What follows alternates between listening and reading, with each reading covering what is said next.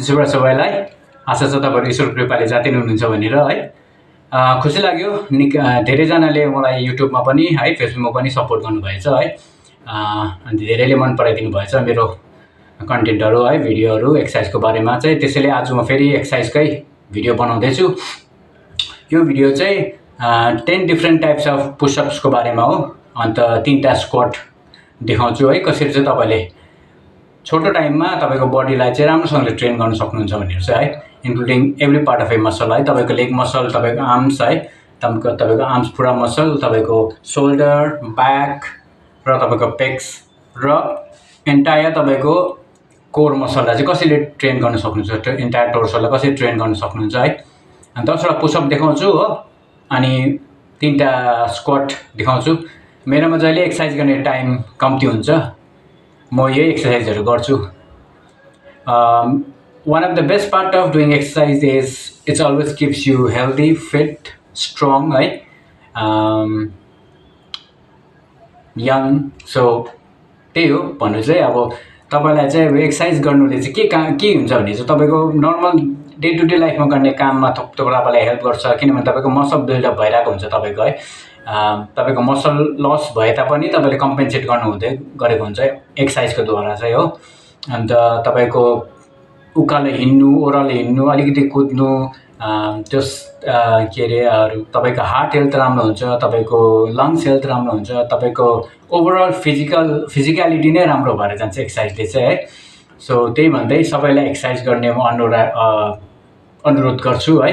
अन्त ज्यादा टाइम नलिएर है, म 10वटा तपाईँहरूलाई पुसअप्सको डिफ्रेन्ट मेथड अन्त 3टा स्क्वाट देखाउँछु है, जुन चाहिँ तपाईँले घरमै नै गर्न सक्नुहुन्छ है, विदाउट एनी इक्विपमेन्ट्स है। बडी वेटले नै अब बडी रेजिस्टेन्ट ट्रेनिङ गरेर नै तपाईँले राम्रो रिजल्ट पाउन सक्नुहुन्छ है। हेर्नुहोस् है 10वटा एक्सर्साइज पुसअप्स। फर्स्ट पुसअप चाहिँ वाइड स्ट्यान्स पुसअप है। हातलाई तपाईँको सोल्डर लेभलमा राखेर चाहिँ बडीलाई अलिकति अगाडि इनहेल, एक्सहेल। 5 6 7 8 9 10 1 बोनस। अब यसमै तपाईँको क्लोज स्ट्यान्स पुसअप गर्नुहुन्छ 10 पुसअप्स है। 1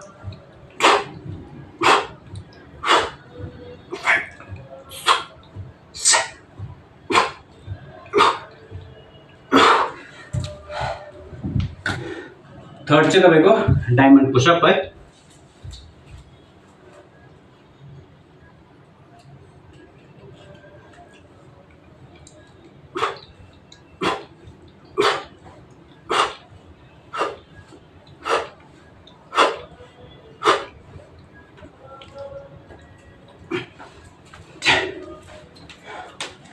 त्यहाँदेखि तपाईँको सुडो पुसअप है।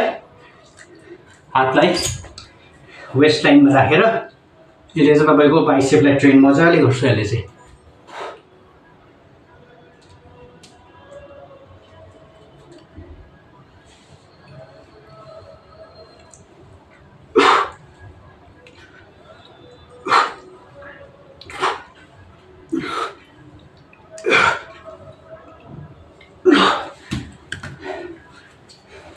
आर्चर पुसअप है, यो चाहिँ धनुका चला कस्तो।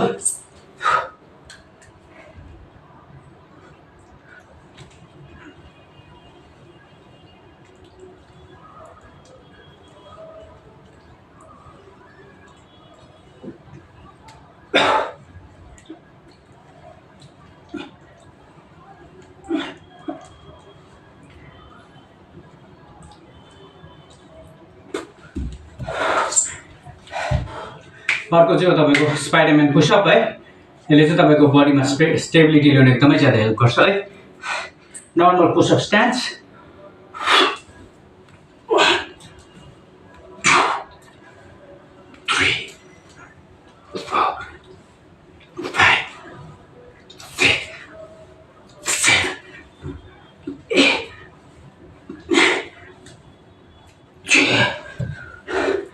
त्यसलाई साइडमा देखाइदिन्छु, साइडबाट है देख्नु भएन भने चाहिँ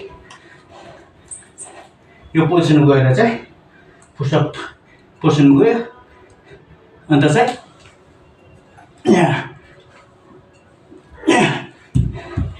यसरी गर्नुपर्ने हुन्छ तपाईँको स्पाइडरम्यान। अर्को चाहिँ हो पाइक पुसअप है। यसले चाहिँ तपाईँको सोल्डरमा एकदम ज्यादा हेल्प गर्छ है। तपाईँले चाहिँ मुनि जानुपर्ने हुन्छ, खुट्टा चाहिँ माथि एलिभेट गरेर जति सक्दो मुनि माथि।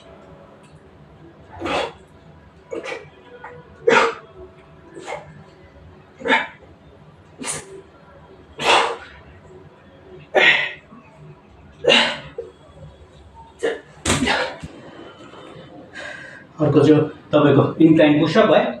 या बेडमा, चेयरमा, बेन्चमा कहीँ पनि गर्न सक्नुहुन्छ है।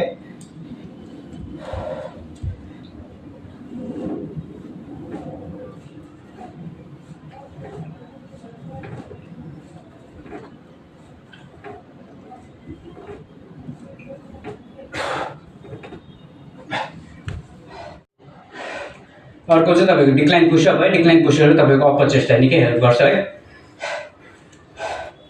यो चाहिँ तल स्ट्यान्ड तल राखेर है, माथि एलिभेटेड एरियामा खुट्टा राखेर चाहिँ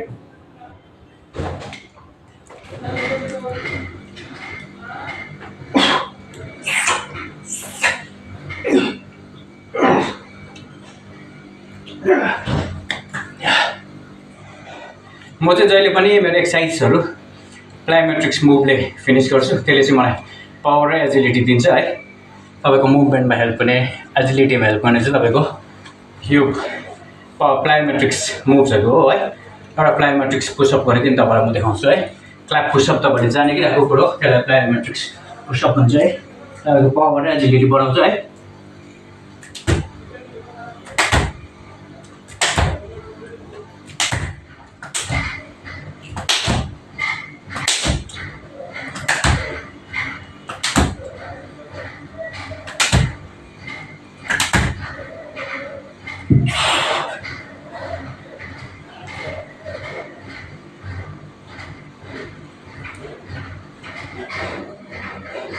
अब यो क्वाड्रिसेप्स, ह्यामस्ट्रिङ र ग्लुट्सको लागि चाहिँ म 3टा स्क्वाट देखाउँदैछु है। ध्यान दिएर हेर्नुहोस् है। फर्स्टमा चाहिँ तपाईँको क्लोज स्ट्यान्समा है,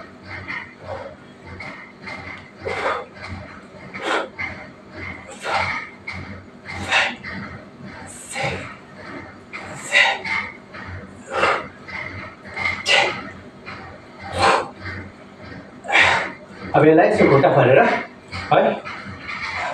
स्ट्रङ स्ट्यान्स भन्छ। या तपाईँको सोल्डर विथ या त हिप विथ स्ट्यान्समा है।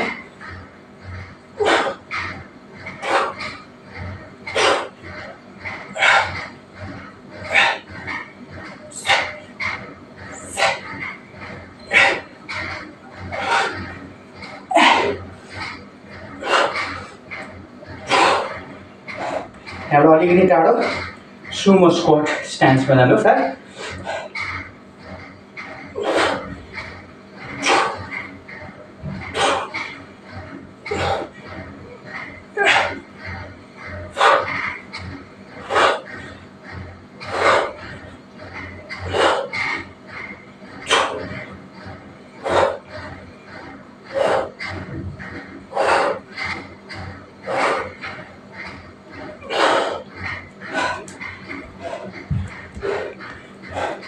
यो चाहिँ तपाईँहरूको 3टा स्ट्यान्समा स्क्वाट है।